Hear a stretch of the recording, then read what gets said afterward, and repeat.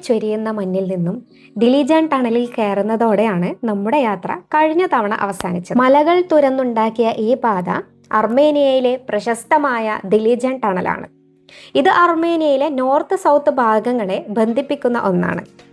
ടണലിൽ കയറുന്ന തൊട്ട് മുമ്പ് നിങ്ങൾ കണ്ടത് കോരിച്ചൊരിയുന്ന മഞ്ഞാണെങ്കിൽ മറുഭാഗത്ത് നോക്ക്, ഇവിടെ സമ്മറാണ്. ആ ഇരുണ്ട തുരങ്കത്തിൽ നിന്നും നമ്മൾ വന്നെത്തിയിരിക്കുന്നത് മറ്റൊരു സ്വർഗത്തിലേക്കാണ്.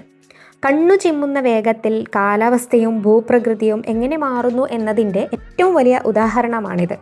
അർമേനിയയുടെ സ്വിറ്റ്സർലാൻഡ് എന്ന് സഞ്ചാരികൾ വിശേഷിപ്പിക്കുന്ന ദിലിജാൻ താഴ്വരയാണിത്. ചുറ്റും നോക്കിയാൽ മേഘങ്ങൾ തൊട്ടുരുമി നിൽക്കുന്ന പർവ്വത ശിഖരങ്ങളും അവയ്ക്ക് താഴെ പച്ചപ്പിൽ പൊതിഞ്ഞു നിൽക്കുന്ന കൊച്ചു കൊച്ചു വീടുകളും കാണാം. ശ്വസിക്കുന്ന വായുവിൽ പോലും ഒരു പ്രത്യേക ഫ്രഷ്നെസ് അനുഭവപ്പെടുന്ന സ്ഥലം. ദിലിജാനിലെ ഈ പൈൻമരക്കാടുകൾക്കും കുന്നിൻ ചെരുവുകൾക്കും പറയാൻ നൂറ്റാണ്ടുകളുടെ കഥകളുണ്ട്. അർമേനിയയിലെ ഒരു ത്രില്ലിംഗ് ആയ സംഭവം എക്സ്പീരിയൻസ് ചെയ്യാൻ പോവുകയാണ്. ഇജവനിലെ പ്രകൃതി ഭംഗിക്കിടയിൽ ഒളിഞ്ഞിരിക്കുന്ന ഈ സാഹസിക ലോകത്തിൻ്റെ പേരാണ് യെൽ എക്സ്ട്രീം പാർക്ക്. വെറും ഒരു പാർക്കല്ല ഇത്. അഡ്രിനാലിൻ റഷ് ആഗ്രഹിക്കുന്ന ഏതൊരു സഞ്ചാരിക്കും ഇവിടം സ്വർഗമാണ്. ചുറ്റും നോക്കിയ പച്ചപ്പും മലനിരകളും മാത്രമാണ് കാണാൻ കഴിയുക.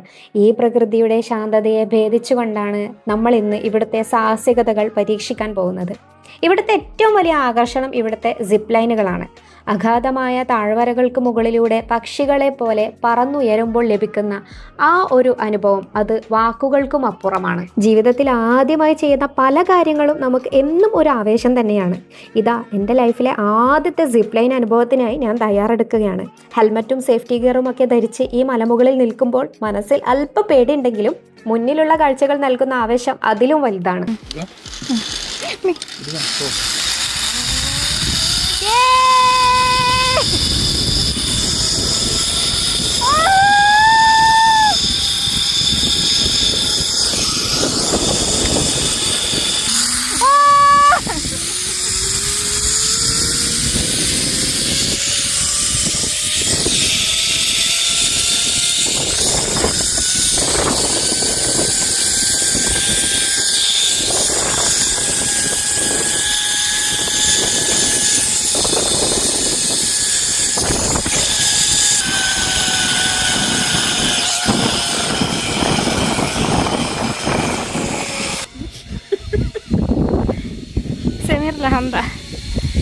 ഹംദ ബ്രേക്ക്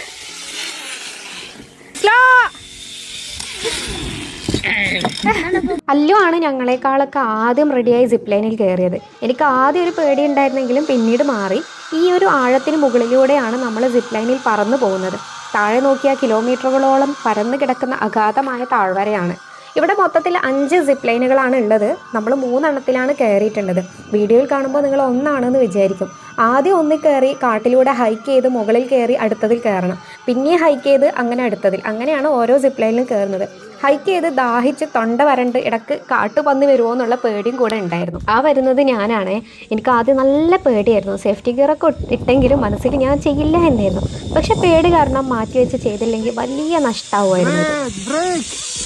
ഇവിടെ സമ്മറാണ്, മഞ്ഞൊന്നും അങ്ങനെ ഇല്ല. പക്ഷെ എൻ്റെ ബാക്കിൽ കാണുന്ന മലയിലൊക്കെ നിങ്ങൾക്ക് കാണാൻ വേണ്ടി പറ്റും. നല്ല കാറ്റുണ്ട് കേട്ടോ. എൻ്റെ മൈക്കിൽ കാറ്റടിക്കുന്നുണ്ടോ, പറയുന്നത് കേൾക്കുന്നുണ്ടോ എന്ന് എനിക്കറിയില്ല. പക്ഷെ ഞങ്ങൾ ഇവിടെ ശരിക്കും വന്നിട്ടുള്ള സിപ്പ് ലൈൻ ചെയ്യാൻ വേണ്ടിയിട്ടാണ്.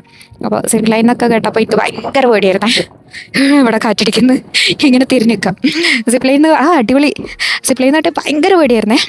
അവസാനം കണ്ടപ്പോൾ എനിക്ക് കുഴപ്പമില്ലാന്ന് തോന്നിയിട്ട് 3 സിപ്പ് ലൈൻ അല്ലെങ്കിൽ 5 സിപ്പ് ലൈൻ ഉണ്ട് ഇവിടെ.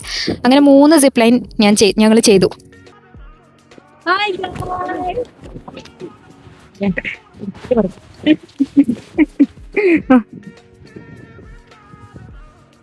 ഹായ് ഗായ്സ്, എങ്ങനെയുണ്ടായിരുന്നു നമ്മള് സിപ്പ് ലൈൻ? അടിപൊളിയായിരുന്നു കേട്ടോ.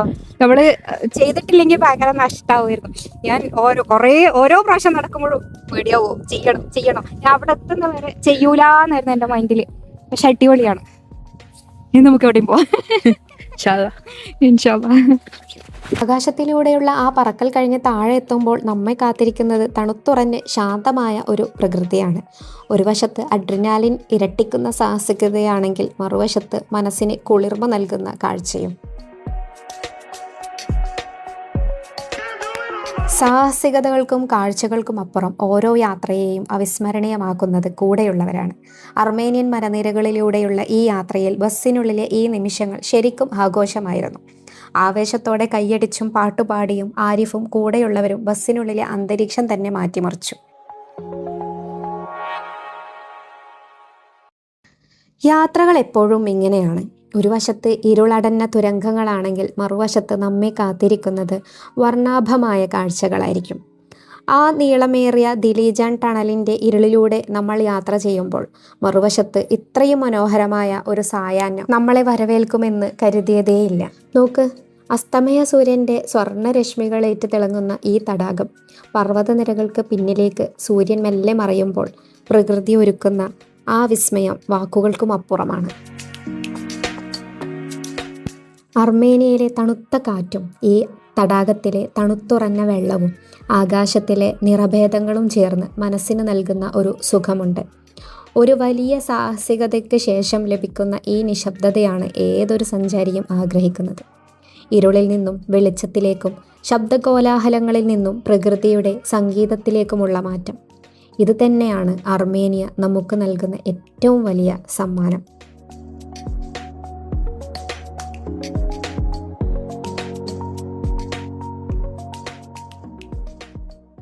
അർമേനിയയിലെ ഓരോ കാഴ്ചയും നമ്മെ അത്ഭുതപ്പെടുത്തുന്നുണ്ടെങ്കിലും ഒരു കാര്യം ശ്രദ്ധിച്ചാൽ നമുക്ക് മനസ്സിലാകും. ഇവിടെ 15 വയസ്സിന് താഴെയുള്ള കുട്ടികളുടെ എണ്ണം മറ്റു പല രാജ്യങ്ങളെ അപേക്ഷിച്ച് വളരെ കുറവാണ്. വീഥികളിലോ പൊതുസ്ഥലങ്ങളിലോ നോക്കിയാൽ പ്രായമായവരെയാണ് നമുക്ക് കൂടുതൽ കാണാൻ കഴിയുക. ഇതിന് പിന്നിൽ അർമേനിയ നേരിടുന്ന ചില സാമൂഹിക മാറ്റങ്ങളുണ്ട്. ഇവിടുത്തെ ജനന നിരക്ക് വർഷങ്ങൾക്കിപ്പുറം വല്ലാതെ കുറഞ്ഞുകൊണ്ടിരിക്കുകയാണ്. അതുമാത്രമല്ല, യുവതലമുറ പലരും വിദേശ രാജ്യങ്ങളിലേക്ക് കുടിയേറുന്നതും രാജ്യത്തെ കുട്ടികളുടെ എണ്ണത്തിൽ കുറവുണ്ടാക്കുന്നുണ്ട്. അങ്ങനെ ഇന്നത്തെ നമ്മളുടെ യാത്രയൊക്കെ കഴിഞ്ഞ് നമ്മളിതാ ഹോട്ടലിലേക്ക് പോയിക്കൊണ്ടിരിക്കുകയാണ്. നമ്മൾ ഇന്ന് പോയത് ദിലിജാൻ പോയി. പിന്നെ ഒരു ലേക്ക് കണ്ടു, ഫ്രോസൺ ലേക്ക്. അപ്പോൾ വൈൻഡപ്പ് അറിയാൻ സമയമായി. അപ്പോൾ വൈൻഡപ്പ് ചെയ്യാൻ വേണ്ടിയിട്ട് മൊബൈൽ എടുത്തതാണ്. അപ്പോൾ ഞാൻ റൂമിൽ പോയിട്ട് വേറൊരു സാധനം നോക്കട്ടെ, കാണിച്ചു തരാം കേട്ടോ. അതും കൂടി കഴിഞ്ഞാൽ ഈ വീഡിയോ ഫിനിഷ് ആവും. അപ്പോൾ ബൈ പറയാം. എന്താ ഇവിടെ റൂമിലെത്തി. ഇവിടെ അല്ലുവിൻ്റെ ബെഡ്, ഇത് ഞങ്ങളെ ബെഡ്.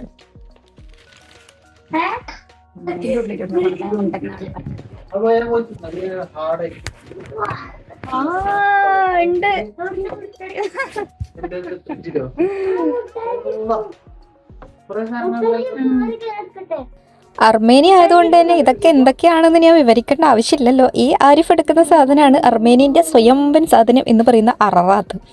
വൈഫ് മണപ്പിച്ചൊക്കെ നോക്കിയിട്ട് അവിടെ തന്നെ വെച്ചിട്ടുണ്ട്. അപ്പം എന്തായാലും ഇത് കുറച്ച് ദിവസം കഴിഞ്ഞിട്ടാണ് ഇങ്ങനൊരു സാധനം ഇതിൻ്റെ ഉള്ളിൽ ഉണ്ട് എന്ന് ഞങ്ങൾ അറിഞ്ഞത്. അപ്പോൾ ടാറ്റാ ബൈ.